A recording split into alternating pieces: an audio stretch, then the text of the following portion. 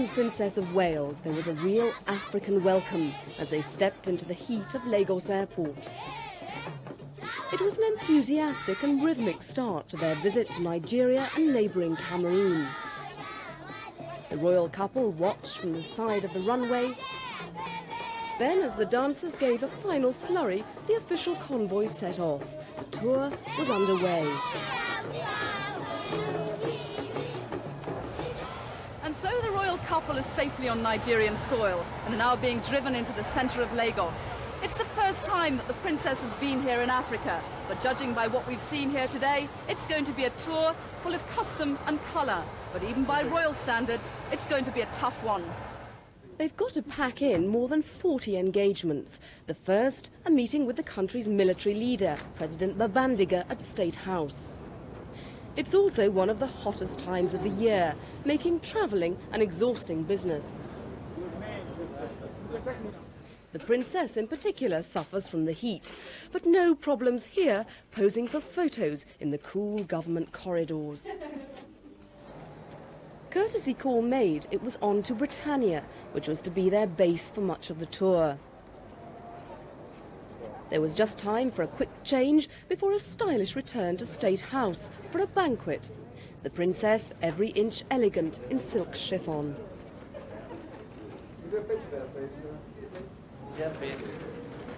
These are difficult times for Nigeria's leader. His country is politically divided and is badly in debt. The prince, though, was staying well away from politics. One of the enormous advantages of visiting Nigeria is that after 6 hours flying from London, there is only a 1-hour time change, which means that we don't actually have to have dinner at 2 o'clock in the morning. And this is Lagos, a city that slumped after a brief oil boom. Hot and congested, a mass of cars and people with a thick mixture of street dust and car fumes clogging up the air. According to one guidebook, the way to enjoy Nigeria is to avoid Lagos. Though to do so would be to miss out on the sights and sounds of this colourful city. But there's a side of Lagos that the royal couple won't be seeing, the city's shanty towns with their open sewers. Water is precious here, but in some areas collecting it still remains a primitive affair. People do their best in the circumstances, although with large families it's difficult. But the royal couple did see for themselves the country's medical problems in a tour of the Lagos University Teaching Hospital, where they met the doctors who are treating both old diseases like TB and new ones like AIDS. Here, infant mortality is high. 10% of Nigerian children die before they're 5. In the countryside, that figure can double. The princess, thinking perhaps of her own 2 children, was clearly touched by what she saw. Nigeria is the second biggest recipient of British aid, and the princess handed over a baby incubator to the hospital, although by now she was clearly beginning to feel the heat. Outside, the crowds waited excitedly for a glimpse of their royal visitors. Eventually, they appeared, and as they walked through the hospital grounds, hundreds of hands reached out. For one medical student, the commotion was well worthwhile. Princess Diana came up to us and she smiled at us, and I told her that I thought she was beautiful. Then she shook my hand. I was really excited. How did you feel when that happened? I felt great. I felt really excited because I think she's very nice. I think she's very, very pretty. And which hand was it? This one. I'm not going to wash it today.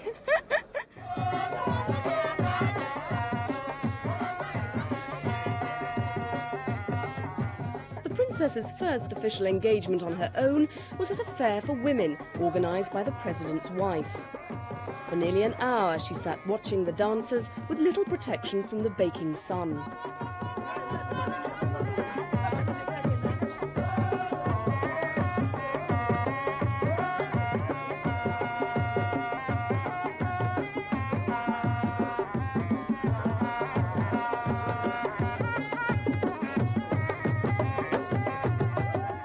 Setting the tone for the tour, the princess appeared relaxed and confident.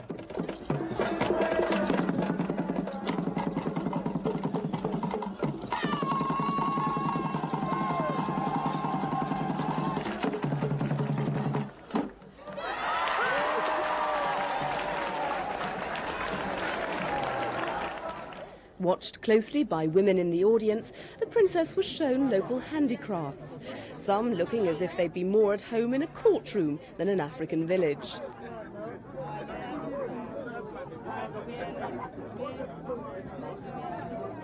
Women in the country are being encouraged to produce more local village goods, and the princess met the little girls who must learn these traditional skills from their mothers.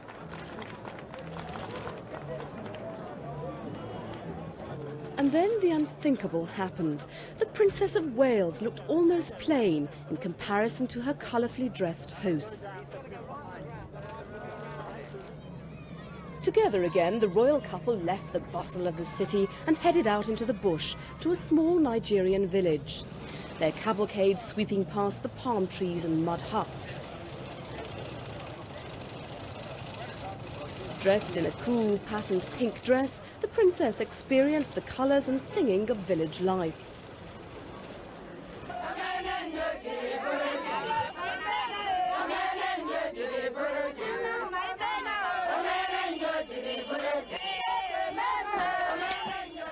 No labour-saving devices in this village.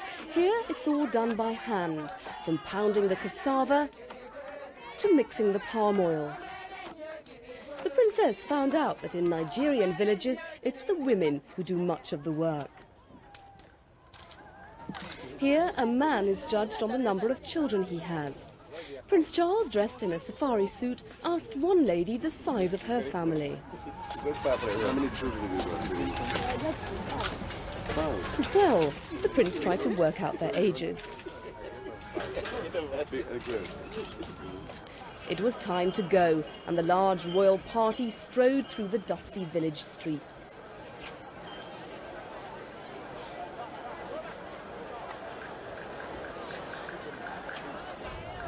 The Nigerian flag flies over Enugu's government house, but this building stands in what was briefly Biafra, the state bitterly fought over 2 decades ago. Now more peaceful days, and inside a table was being set for a princess. In the banqueting hall, everything was ready. The English wine had been flown in from Kent. The rest, though, was definitely a local affair. Food is always a talking point on a royal tour. You never quite know what you're going to end up with. At the state banquet, the menu featured grilled ram, coated yam and boiled plantain.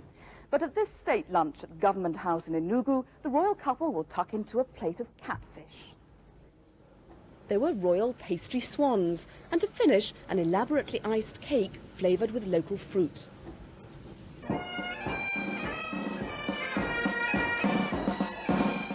Outside, a familiar tune in an unfamiliar place. A touch of tartan to pipe the royal visitors in to lunch. After the meal, their hosts brought out a large wooden present. 2 men could hardly lift it, and an amused princess finally realised. It's a mirror.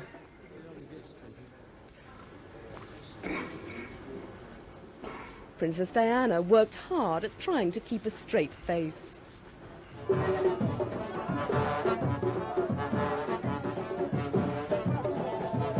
In the northern part of Nigeria, the prince and princess called on the state king, known as the Shehu. The princess met one of his many wives and was congratulated on having such a young husband.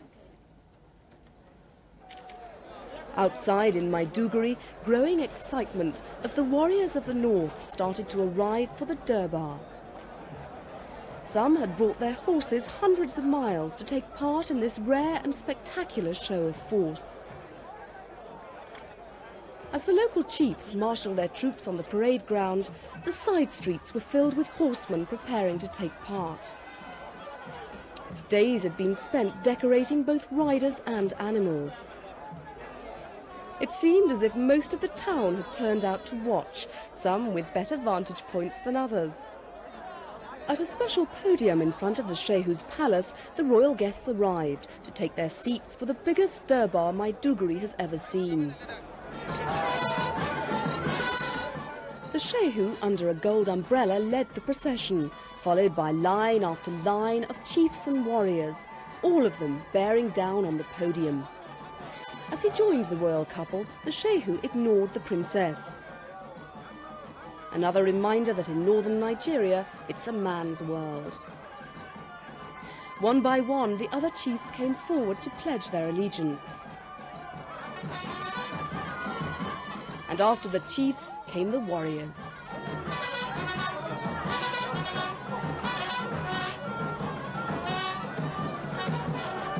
For Princess Diana, just watching was thirsty work. Down below, out of view of the royal couple, the police were beating back the crowds.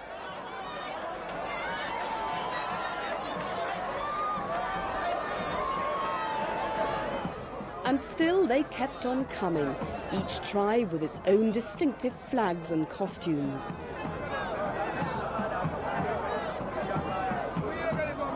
The prince seemed fascinated by it all. But after 2 hours, the princess had seen enough.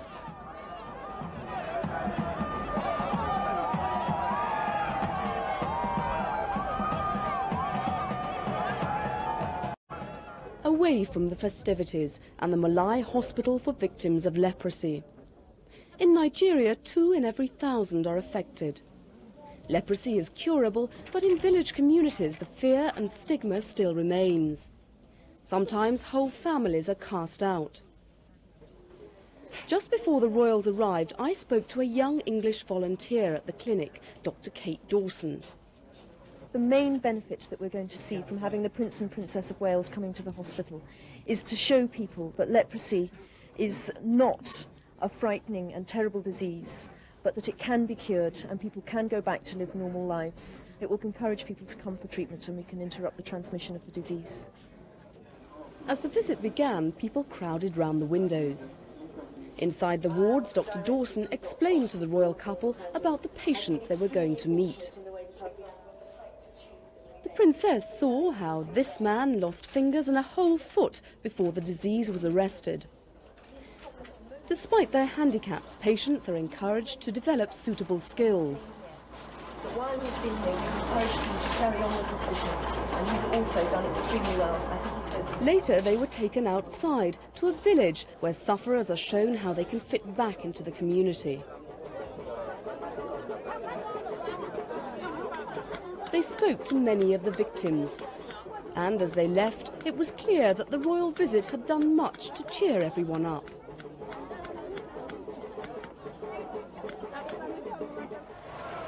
Their last event in Nigeria was a canoe regatta at Port Harcourt docks, with an acrobatic policeman as a warm-up act.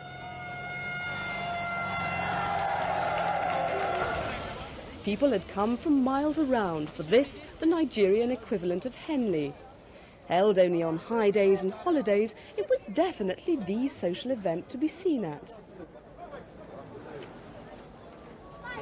While the royal couple got themselves settled in to watch the boats go past in the regatta, I asked a Nigerian government official, Mrs. Bene Abe, whether the couple had lived up to expectations.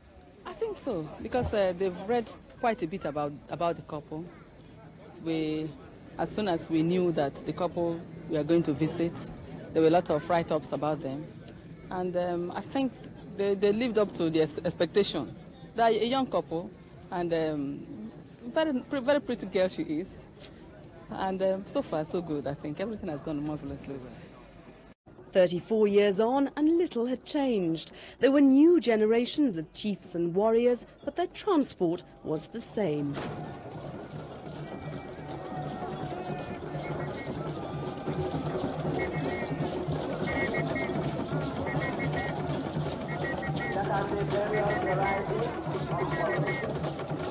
By now, the princess was really picking up the holiday mood.